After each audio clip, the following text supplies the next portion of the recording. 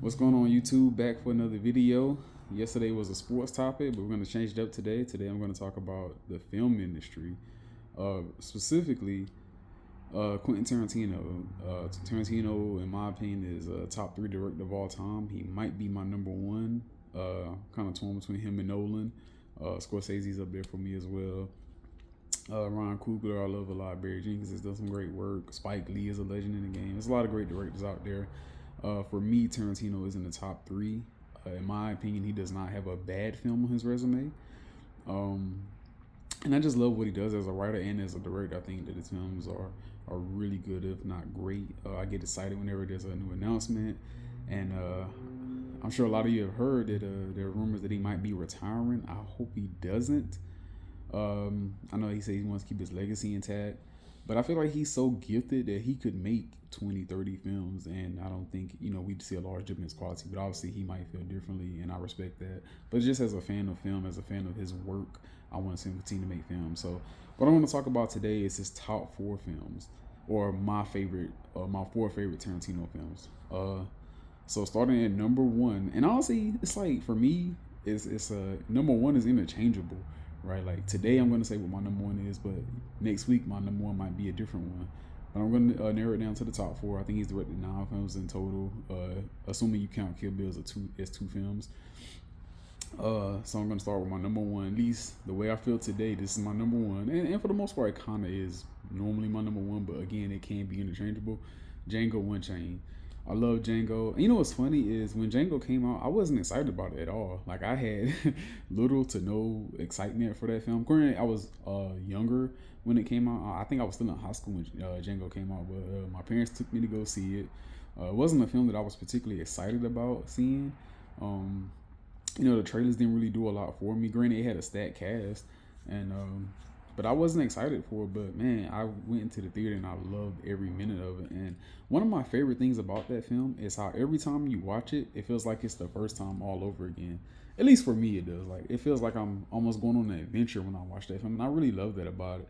I think it's a brilliant film. To me, I don't notice the length at all because it's a quite a long film, but to me, you don't feel it, and I love that about it. Again, that's probably my favorite Tarantino film. I mean, I love the action in it. I love the dialogue. DiCaprio gave a phenomenal performance. Specifically, that dinner table scene. Like, I believe he should have been nominated for an Oscar for that film. I'm not necessarily saying he should have won, but I do think he should have got a nomination. He was flawless in that film. Obviously, Christoph Waltz did win the Oscar. He was great in it. Django, played by Jamie Foxx, was perfect casting. And you know what's funny is I believe Tarantino, he wanted Will Smith for the role, and I think Will Smith was his number one. I think Idris Elba was up there, but and I think both of those guys are actually better actors than Jamie. But I think Jamie killed this role. Like I think he did a phenomenal job, and he was the perfect fit. And now looking back at it, I think he was the best fit or the best choice. Like I couldn't really see Will doing it. I can't really see Idris as much, even though they're both great actors, and I believe that had they been cast, they would have done a great job at it. But I do think we got the best version of that character with Jamie Foxx playing the role. Samuel Jackson is hilarious in that film, and in a lot of ways, he's actually the true villain. He's phenomenal in it. So Django is my favorite Tarantino film. My next favorite, actually my number two, is Once Upon a Time in Hollywood. Brad Pitt obviously won the Oscar for it, well deserved. He was phenomenal in it. DiCaprio was great in it. Really funny actually, that scene when he approaches the hippies in the car and he goes off on them about their car. That's a great scene. Obviously the ending scene, the big fight and the flamethrower and all that was awesome. I love what Tarantino did with that film. Obviously I'm not to quote my man Tyrone Magnus, I'm not really like a film critic. I'm just a guy who likes films, and so I'm just kind of giving my opinion on it. So I don't know all the references that Tarantino was making with that film because I believe it has a lot of references to like old Hollywood and that '60s era of filmmaking. So I'm not in tune or whatever with all that stuff, but just watching it as a film it's really great. The dialogue, in my opinion, really is really good. It does have a couple fight scenes in there, like the scene with Bruce Lee and everything like that. It was really entertaining in my opinion. So I just love that film. I love what Tarantino did with it. Again, kind of another film. When I watch it, it kind of feels like it's the first time watching it all over again. And I really appreciate about films where it's like every time I watch it, I feel like I'm about to go on this journey. Not every film you get that feeling with. Sometimes, most of the time, you just watch a movie and it's like I'm just watching the movie. But with certain films, it feels like you're going on a journey, and I love that feeling. So that would be my number two. My number three, probably his most famous film, probably his magnum opus, I believe it's how that phrase is. Pulp Fiction. And I love Pulp Fiction, man. Pulp Fiction is phenomenal. The dialogue is probably the greatest example of his dialogue in the film, in my opinion. That Once Upon a Time, or Running a Close Race, even Hateful Eight, I would throw in there as well. Especially because of the first act of that film is really slow and it's being carried by the dialogue.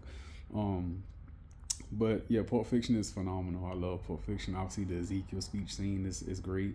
The characterization, or excuse me, the characters in the film are phenomenal. I just love that film, man. From top to bottom, it's a great film. You know, and that was like Tarantino's second film, I believe. Premiered at Cannes, and it's such a great film, man. And it stood the test of time. That's the best part about it, is that it still holds up to this day when you watch it.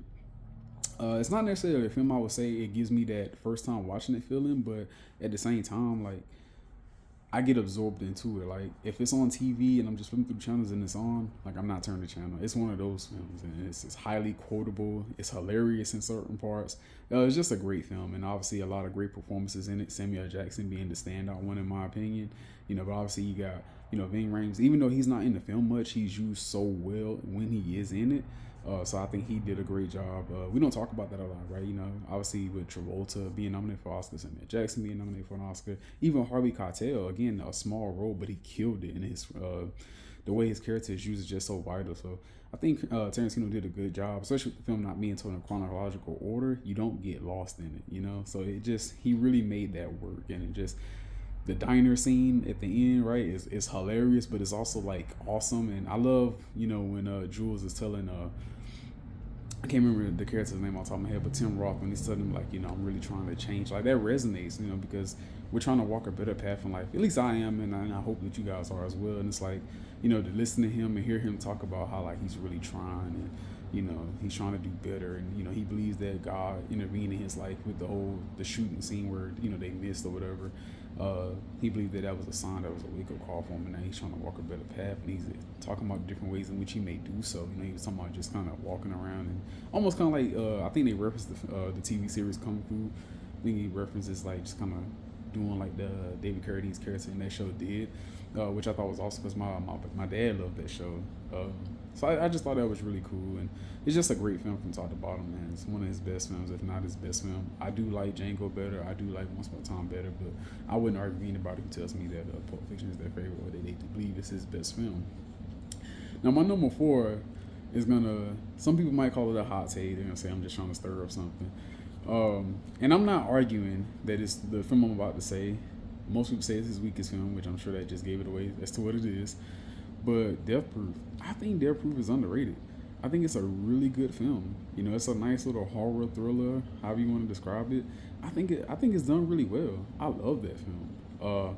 Am I saying that it's better than Reservoir Dogs? I'm not. Am I saying it's better than Inglourious Basterds? I'm not. Am I saying it's better than the Kill Bill films? No, I'm not saying it's better or better than Jackie Brown, which is it was between that and Jackie Brown for me, because I'm not a big fan of the Kill Bill films. They didn't really resonate with me. I didn't dislike them, but I just didn't love them. And then I like Inglourious Basterds. It's a great film. It's just not a favorite. It's a really good film, but I don't really get the desire to rewatch it often. But with what he did with Death Proof, I just loved it. For one, I'm a car guy. I'm a car fanatic. My old man raised me up to love cars and racing and stuff like that. So to have the Vanishing Point Challenger in there, and me and my dad watched that film growing up together so many times as a kid. So that kind of like resonated with me. But also the dialogue in that film. Those female characters, they're not really talking about things that I find interesting, but because it's written so well, and for that matter, you gotta give a lot of credit to those actresses. They delivered it. I was engaged in the conversation, even though it's like they're talking about stuff I don't care about, for a lot of that film. I think the chasing was done really well. I appreciated that. So I just really liked the film. I thought it was a well-made film. I think it's better than people give it credit for. I know it gets a lot of flack, and, most people consider it his weakest film. I think even Tarantino himself said it was his weakest film, but I think it's a really good film.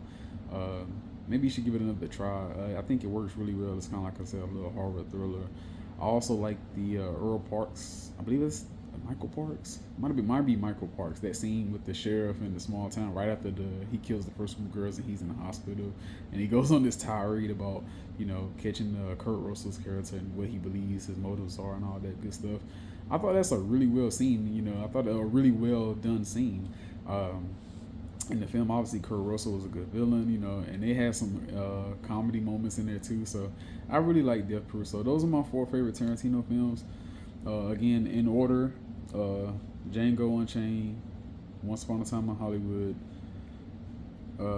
Pulp Fiction, and Bulletproof. Death Proof, excuse me, Death Proof. Those are my 4 favorite Tarantino films. Like, comment, subscribe, and share. Let me know what you think down in the comments. I appreciate you guys watching. My goal is to try and do a video a day, so we'll see how that goes. This is only my 2nd video, and I just want to say I appreciate you guys, and I hope that this turns into something special for me. Thank you.